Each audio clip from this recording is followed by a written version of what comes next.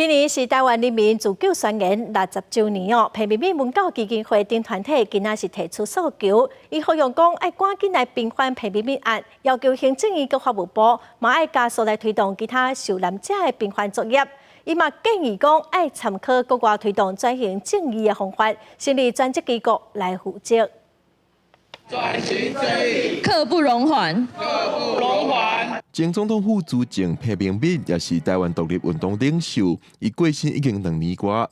60年前，裴明敏等人士有提出台湾自救运动宣言，今年拄好60周年。裴明敏捌因为这份宣言，互国民政府掠去，也互政府监视。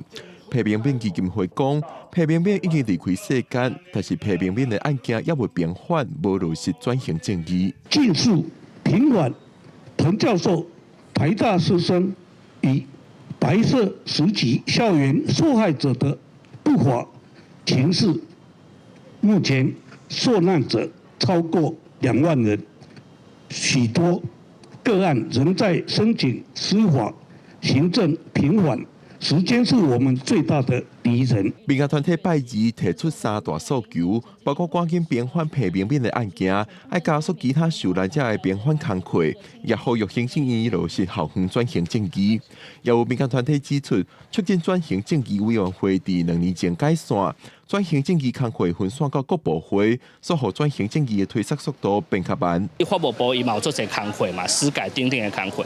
那是今仔公文上来，就是有100件，这个平反受难者的不法，法务部长可能会甲伊放较后壁嘛，这嘛是会当想象的代志。啊，毋过若是即摆有一个专职的转型正义的机构，伊这个首长可能已经当伊第一要义的要紧的代志嘛，所以这一定有差。2022年促转会解散，转型正义的任务目前是由内政部、法务部等部会共同承担。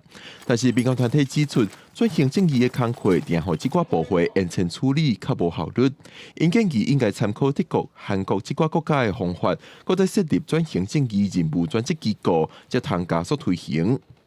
记者林旭凯台北报道。